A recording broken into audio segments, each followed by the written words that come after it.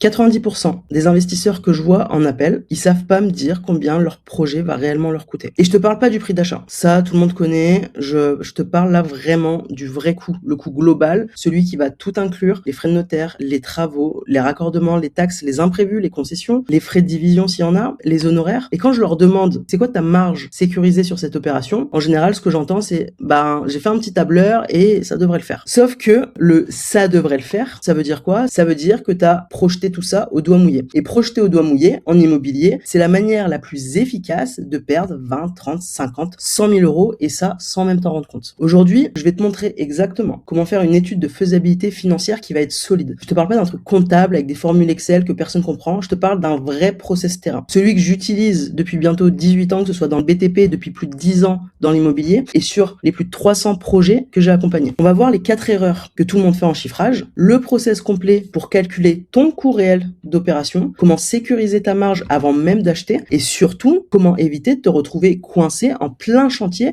à devoir remettre de l'argent sur la table. Donc, si tu investis en immobilier, que tu fasses du locatif ou de l'achat-revente, et que tu veux arrêter forcément de naviguer avec tes chiffres, reste jusqu'au bout, parce que cette vidéo, elle peut littéralement te faire économiser des dizaines de milliers d'euros sur ton prochain projet. Mais juste avant ça, je veux te raconter un truc. Quand j'ai fait mes premières opérations, je te parle de ça il y a plus de 10 ans, j'avais même pas l'approche que la plupart des gens ont. Je regardais le prix d'achat, j'estimais les travaux à peu près, je rajoutais des frais de notaire et je me disais ok, ça passe. J'avais mes petits calculs dans un coin et tout ça semblait cohérent. Sauf qu'un jour, sur un projet qui était censé me rapporter, je me suis retrouvé avec des frais de raccordement Enedis que j'avais pas anticipé. Une mise aux normes électriques qui était pas forcément comprise dans le devis et une taxe d'aménagement qui m'est tombée dessus 6 mois plus tard après le chantier, une fois que tout était fini. Résultat, ma marge qui devait être à la base de 94 000 euros, elle est passée à 48 000 euros. Tout ça sur des mois de boulot. C'est ce jour-là que j'ai compris un truc fondamental. En immobilier, ce qui va te ruiner, c'est pas forcément le prix d'achat. C'est tout ce que t'as pas compté. Les coûts cachés, les oublis, les approximations. C'est ça qui transforme un projet rentable en un gouffre financier. Et malheureusement, c'est exactement ce qui arrive à la majorité des investisseurs. Ça, pas parce qu'ils sont bêtes, parce que personne ne leur a appris à poser les bons chiffres dans le bon ordre avec les bonnes marges de sécurité. Ça m'a pris quasiment 3 ans pour comprendre comment trouver un projet, le revaloriser de manière intelligente et aller chercher des marges à plus de 100 000 euros. Et une grosse partie de ce travail, ça a été de maîtriser fondamentalement cette étape. L'étude de faisabilité financière, le truc que, en fait, tout le monde survole et qui fait pourtant toute la différence entre un projet qui rapporte et un projet qui te coûte. Donc aujourd'hui, je vais tout te donner. Le process complet, poste par poste,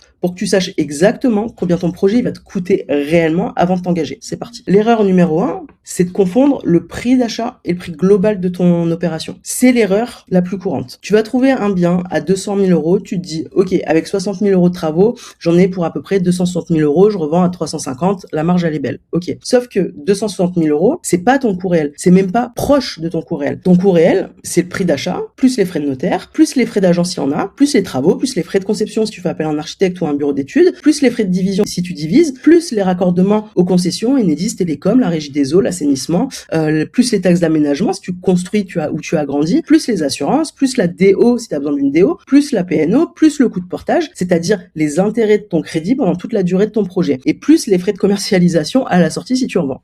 Donc quand tu additionnes tout ça, tu te retrouves souvent avec un coût global qui va être 10, 15, 20, parfois 30% au-dessus de ce que tu avais en tête au départ. Et cette différence, elle sort directement de ta marge, tu te doutes bien. Je vais te donner un exemple concret. Un de mes clients, il était sur un projet d'achat-revente. Un projet d'achat à 200 000 euros, frais de notaire environ 15 000 euros, les travaux estimés à 60 000, les frais de division environ 5 000. Dans sa tête, le coût total, il était à 280 000. Sauf que là-dessus, il avait oublié le raccordement pour les nouveaux lots, la taxe d'aménagement, les honoraires de l'architecte pour la déclaration préalable et, bien évidemment, les 6 mois de portage bancaire, le temps que l'urbanisme valide. Donc au final, son coût réel, il était plutôt de 320. Et sa marge, qui devait être confortable, elle est devenue hyper serrée. Ensuite, l'erreur numéro 2, c'est d'avoir une enveloppe travaux qui est complètement irréaliste. La plupart des investisseurs, ils font les choses à l'envers. Qu'est-ce qu'ils font? Ils font venir 2-3 artisans, ils vont récupérer des devis au forfait sans vraiment de détails, ils prennent le moins cher et ils disent, c'est bon, j'ai mon budget travaux. Le problème, c'est que ces devis-là, ils sont souvent incomplets. Ils prennent pas en compte les imprévus qu'il va y avoir pendant la phase de démolition. Quand tu commences à casser, forcément, tu vas découvrir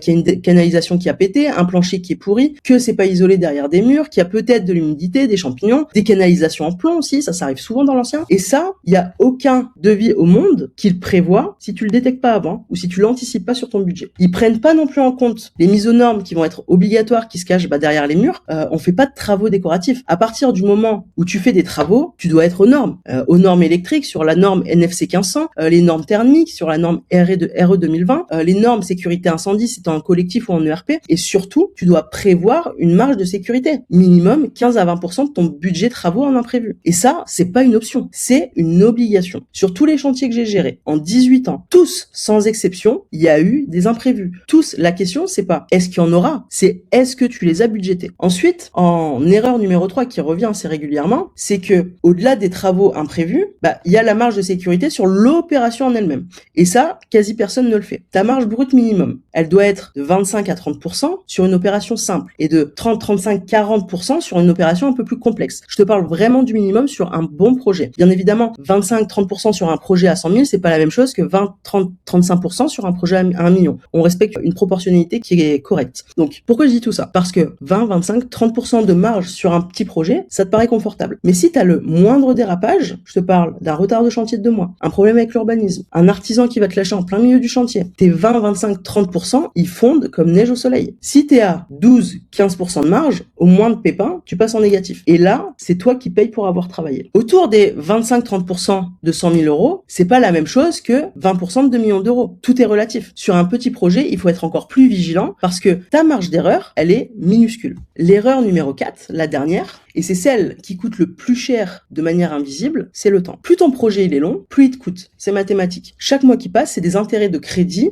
des assurances, des charges qui courent, des loyers qui rentrent pas si t'es en locatif ou une revente qui se décale si t'es en achat-revente. Et dans ton prévisionnel, tu dois anticiper les délais administratifs. Un certificat d'urbanisme opérationnel, en moyenne, c'est 2 mois. Une demande de division simple, en règle générale, c'est 3 à 5 mois. Un permis d'aménager pour un gros détachement, même si on t'annonce 3 mois, compte 6 mois. Et tu rajoutes à ça le temps de purgation des tiers après l'acceptation du permis, de la déclaration préalable ou du PA. Donc, dans le pire des cas, tu dois prévoir 9 à 12 mois pour une opération. Si tu n'intègres pas ce coût de portage dans ton calcul, tes chiffres, ils sont complètement faux. Donc voilà, je t'ai montré là les 4 erreurs et je te garantis que si tu en fais ne serait-ce qu'une seule, ça peut te coûter 20% de marge minimum sur ton projet. Maintenant, je vais te montrer exactement comment poser tes chiffres correctement. Le process complet, étape par étape. Comment on fait avec nos clients et sur mes propres opérations. La première chose à faire, avant même de sortir ta calculette, c'est d'aller lister absolument tous les postes de dépenses de ton projet. Et quand je dis tout, c'est vraiment tout, pas seulement ceux qui sont évidents. Et je vais te les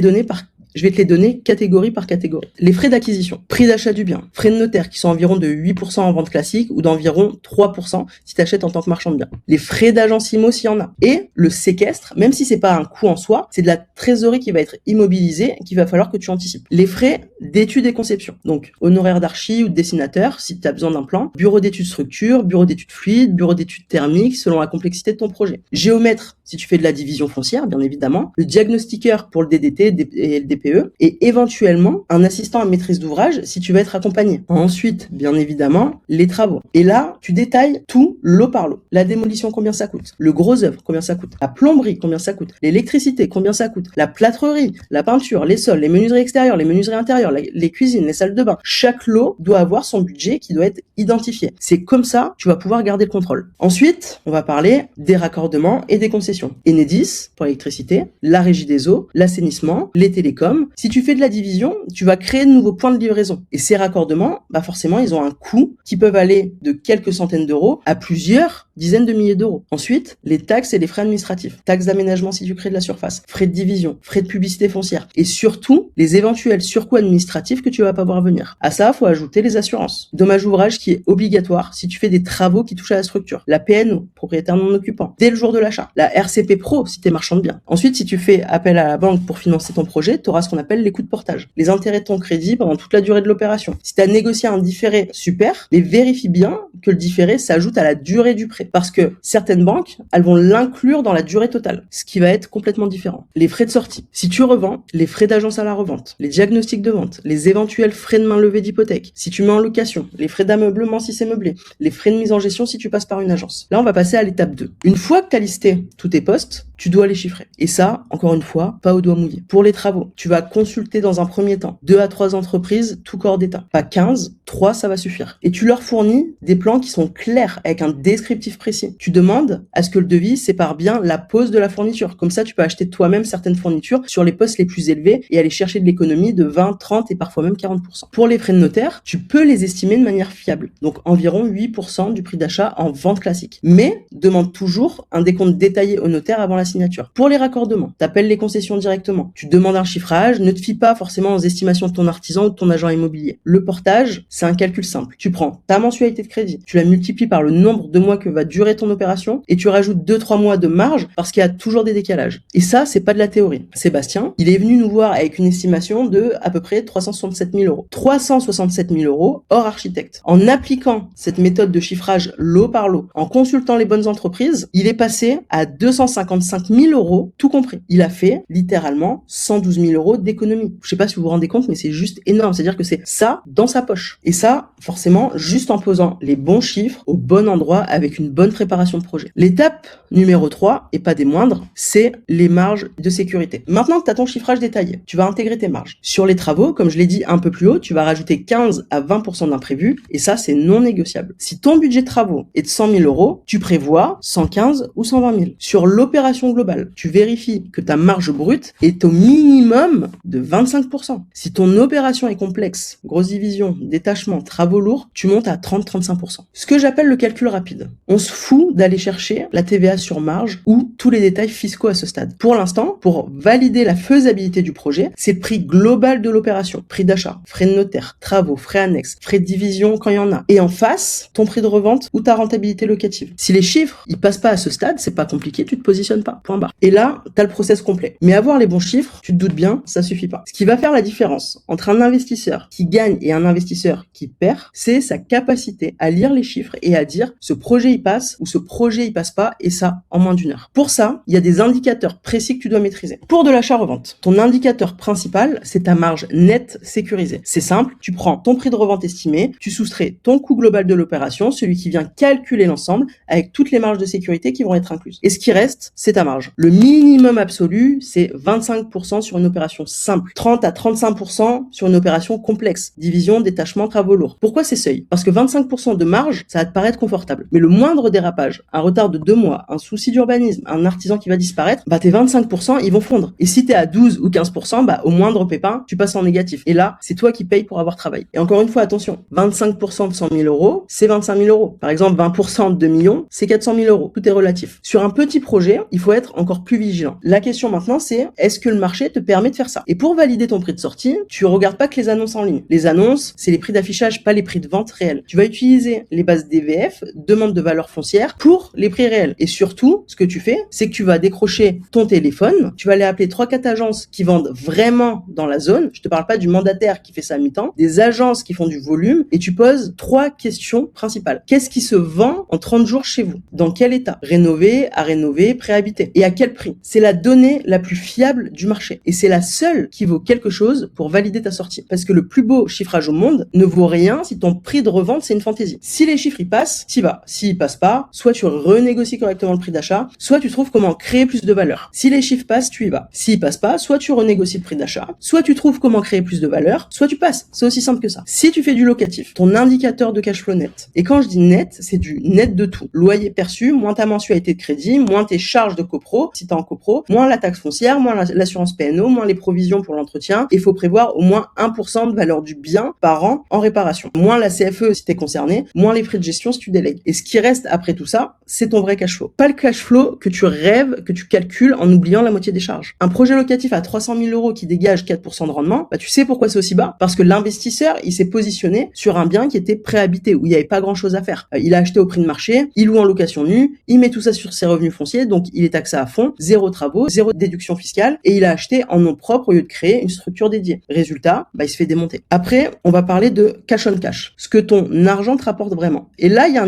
un indicateur que quasiment aucun investisseur ne calcule. Et pourtant, tu vois, c'est celui qui va te dire si ton opération elle est réellement intéressante pour toi. Le cash on cash, c'est pas juste un truc financier compliqué. C'est ultra simple. C'est le rapport entre ce que ton projet te rapporte par an en cash réel et ce que tu dois réellement sortir de ta poche pour le lancer. Pas le coût total total du projet. Ce que toi, personnellement, tu vas investir en cash, ce que tu vas sortir de ta poche. Pourquoi c'est différent du rendement classique? Parce que le rendement classique, il se calcule sur le prix total du bien. Mais toi, t'as pas payé le prix total du bien. T'as mis un apport à la banque et la banque a financé le reste. Donc, ce qui t'intéresse, c'est que ton apport à toi, il te rapporte. Je vais te donner un exemple concret. T'achètes un bien à 200 000 euros, tout compris. Tu vas mettre 20 000 euros d'apport. En ce moment, c'est ce qu'il faut mettre. La banque va te financer le reste. Ton cash flow annuel, après toutes les charges qu'on a vues, c'est 6 000 euros par an. Ton rendement classique, c'est 6 000 euros divisé par 200 000, soit 3%. Ça a l'air moyen, ok? Ton cash on cash, c'est 6 000 euros divisé par 20 000, soit 30%. Et là, c'est une autre histoire. C'est ça l'effet de levier bancaire. Et c'est pour ça que le cash on cash, c'est un indicateur bien plus pertinent que le rendement brut quand tu as investi avec un crédit. Parce qu'il te dit exactement ce que ton argent à toi est en train de produire. Et ça te permet de comparer tes projets entre eux. Est-ce que je mets 20 000 euros sur ce projet ou sur un autre? Lequel va me remporter le plus d'euros investis? Et si tu veux aller encore plus loin, tu peux aussi inclure ton calcul de plus-value à la revente. Imaginons que tu vas revendre ton bien d'ici 5 ans avec 50 000 euros de plus-value nette. Tu rajoutes à ça tes cash flows cumulés pendant tes 5 ans et tu divises par ton apport initial. Et là, tu as une vision complète de la performance réelle de ton argent. Et tout ça, ça t'amène où? Ça t'amène au TRI, le taux de rendement interne. C'est l'indicateur des professionnels. Les marchands de biens, les promoteurs, les fonds d'investissement, ils regardent que ça. Le TRI, en gros, c'est le rendement annualisé de ton opération en prenant en compte le facteur temps. C'est-à-dire que ton argent investi, il a travaillé combien de pourcents par an en comptant quand tu l'as sorti et quand tu l'as récupéré. Pourquoi c'est important? Parce que gagner 50 000 euros sur une opération de 6 mois, c'est pas du tout la même chose que de gagner 50 000 euros sur une opération de 3 ans. La marge brute est la même, mais le TRI est radicalement différent. Dans le premier cas, ton argent, il a travaillé à une vitesse folle. Dans le deuxième cas, il a un peu dormi. Et c'est exactement pour ça que ton temps de portage qu'on a vu tout à l'heure, c'est pas juste un coût, c'est un destructeur de TRI. Concrètement, pour le calculer, tu n'as pas besoin d'être mathématicien. Tu poses tes flux de trésorerie sur une timeline. Mois 0, tu sors ton apport. Tes frais, ton cash investi. Mois 1 à 12, tu as tes cash flows. Si tu loues, ou rien si t'es en travaux. Mois 12 à 18, tu récupères ton prix de revente moins tes frais de sortie et tu utilises la fonction de TRI sur Excel ou sur Google Sheet. C'est une formule qui existe déjà. Tu lui donnes tes flux, elle te sort le pourcentage. Un bon TRI sur une opération d'achat-revente, c'est minimum 15 à 20% qui va être annualisé. En dessous, ça veut dire que ton argent, il aurait pu mieux travailler ailleurs. Au-dessus de 25, 30, 35%, t'as une très belle opération. Et le truc à comprendre, c'est que le TRI récompense la vitesse d'exécution. Plus ton projet, il est rapide, plus ton TRI, il est élevé. Et c'est pour ça que les marchands de biens, qui savent préparer leur projet en amont, qui ont des plans, qui ont leur devis bien fait correctement, leur autorisation qui sont prêtes avant même de signer, ils sortent des TRI qui vont être monstrueuses. Parce qu'ils ont réussi à compresser le temps. Et compresser le temps, forcément, c'est multiplier la performance de chaque euro qui va être investi. Donc, dans ta faisabilité, tu regardes pas juste combien je gagne. Tu regardes combien je gagne en temps avec combien de mon propre argent. C'est la combinaison de ces 3 données qui vont te dire si ton projet, il vaut le coup ou pas. Donc, pour résumer, dans la faisabilité, tu regardes pas juste combien je gagne. Tu regardes 3 choses ensemble. En premier, ta marge brute qui doit être sécurisée. Idéalement, 25-30% sur des bonnes opérations. C'est ton filet de sécurité. En 2, ton cash on cash. Ce que ton argent te rapporte réellement en intégrant l'effet de levier du crédit. C'est ton indicateur de performance personnelle. Et en 3, ton TRI, le rendement annualisé de ton opération en prenant en compte le temps. Ça va être ton juge de paix en fait. Si ces 3 indicateurs ils sont au vert, ton projet il est solide. S'il y en a un seul qui cloche, il faut aller creuser. Et si les 3 sont en rouge, tu te doutes bien, tu vas passer ton chemin et ça, peu importe à quel point le bien il va te plaire. Sur un exemple concret, pour que tu vois comment tout ça s'articule, je vais te donner un exemple simple. Tu trouves une maison à 200 000 euros. Tu veux la diviser en plusieurs lots et revendre, ok? Donc l'investisseur lambda, il fait quoi? Il prend le prix d'achat, 200 000, il va rajouter ses 15 000 euros de frais de notaire, ses 60 000 euros de travaux, ses 5 000 euros de division. Total dans sa tête, 280 000 euros. Donc, il voit que le bien peut se vendre aux alentours des 380 000 euros dans le secteur. Il se dit, go, 100 000 euros de marge, c'est énorme, j'y vais. Maintenant, on va appliquer le process. Tu rajoutes les frais que tout le monde oublie. Raccordement pour les nouveaux lots. Enedis, Haut Télécom, 6 000 euros. Les honoraires d'architecte pour la déclaration préalable, les plans de conception et tout ce qui va avec, 3 000 euros. Géomètre pour la division, 4 000 euros. Taxe d'aménagement, 2 500 euros. Assurance dommage ouvrage, 3 500 euros. Et le portage, parce que ton opération va durer minimum 10 mois, entre l'urbanisme, les travaux, la commercialisation. Donc, 10 mois à 1 200 euros de mensualité, ça fait 12 000 euros. Les frais de sortie, agence, diagnostic, main levée, environ 5 000 euros. Le coût réel, c'est 316 000 euros et pas 280 comme estimé au départ. Et là, ta marge initiale, elle passe de 100 000 euros à 64 000 euros. Mais on n'a pas fini. À ça, on va rajouter 15% d'imprévu sur les travaux. Donc 60 000 euros fois 15%, c'est 9 000 euros. Coût global sécurisé, 325 000 euros. Ta marge réelle, si tu revends à 380, c'est 55 000 euros et non plus 100 000 euros. Maintenant, 55 000 euros, est-ce que que c'est suffisant? On vérifie le seuil. 55 000 € sur 325 de coût global, c'est environ 17% de marge. On est en dessous des 20% minimum. Donc, soit tu renégocies le prix d'achat à la baisse, soit tu trouves comment créer plus de valeur à la revente, soit tu passes ton chemin. C'est aussi simple que ça. Donc, admettons que tu arrives à renégocier le bien à 180 000 au lieu de 200. Le coût global de sécurité, il va tomber à 305. Ta marge passe à 75 000 €, soit 24%. Là, on est dans la zone, alors on continue. Maintenant, on regarde ton cash on cash. Tu as mis 25 000 € d'apport personnel sur cette opération. Les frais de notaire, plus une partie des études, c'est toi qui les avances. Le reste, c'est financé par la banque, ok. Ton gain net à la sortie, 75 000 €. Ton cash on cash, 75 000 € qui va être divisé par tes 25 000 €, ça fait 300%. Chaque euro que tu as sorti de ta poche, il t'en a rapporté 3. Et c'est ça l'effet de levier. Et enfin, le TRI. Ton opération, elle a duré 10 mois. Tu as une sortie de 25 000 € au mois 0. Tu récupères 25 000 € plus 75 000 au mois 10. Zéro cash flow entre les deux puisque tu es en travaux et tu es en pré-commercialisation, enfin en revente. Tu poses tes flux dans la fonction TRI sur Excel. Et tu sors un TRI annualisé d'environ 45%. Ça devient une très belle opération. Parce que non seulement ta marge, elle est bonne, mais en plus, tu l'as faite en 10 mois et pas en 3 ans. Maintenant, imagine ce même projet. Au lieu de 10 mois, il va t'en prendre 24 à cause de l'urbanisme qui traîne, d'un artisan qui va te lâcher, des travaux supplémentaires. Ta marge, elle est encore grignotée par 14 mois de portage, soit 16 800 €. Tu passes de 75 000 € à 58 000 € et ton TRI, il s'effondre parce que ton argent, il a dormi 2 fois plus longtemps pour un résultat qui va être inférieur. Le temps, c'est le destructeur de TRI qui est complètement silencieux. Donc tu vois, le même bien à un même prix peut être une très belle opération ou un projet moyen, juste en fonction de la qualité de ton chiffrage et de la vitesse d'exécution. Et c'est exactement pour ça que les professionnels ne visitent pas d'abord et réfléchissent après. Ils vont modéliser, ils posent leurs chiffres, ils valident leur faisabilité et seulement après, ils visitent et ils font une offre. Maintenant, je vais te donner les 5 réflexes que tu dois adopter à partir d'aujourd'hui sur chaque projet. Le premier réflexe, tu ne valides jamais un projet sur un calcul rapide dans ta tête. Tu poses tout sur papier ou sur tableur. Chaque poste, chaque ligne, chaque zéro.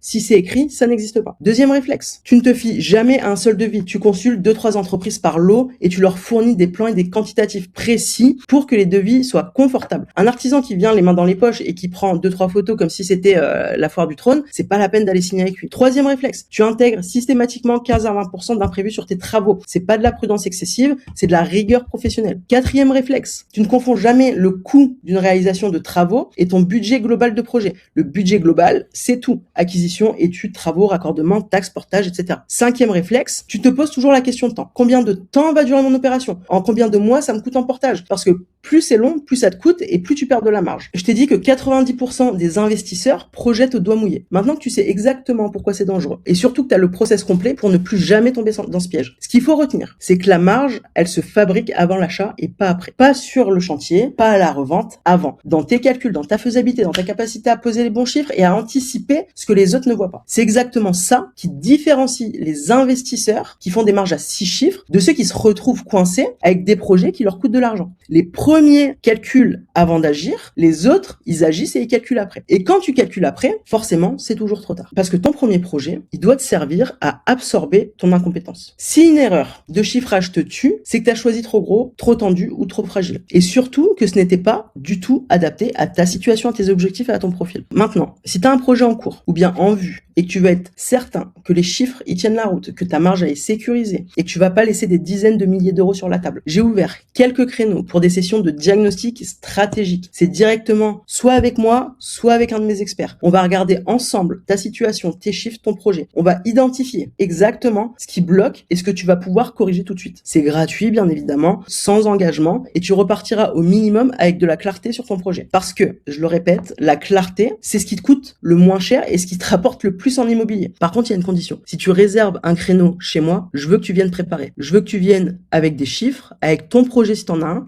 et surtout avec tes objectifs. Je veux pas perdre mon temps avec des gens qui sont juste là pour voir ou avoir de l'info. Si t'es sérieux et que tu veux avancer, le lien, il est en description juste en dessous. Tu réserves un créneau et on en reparle cette semaine. C'était Sadia, on se retrouve dans la prochaine vidéo. Ciao, ciao.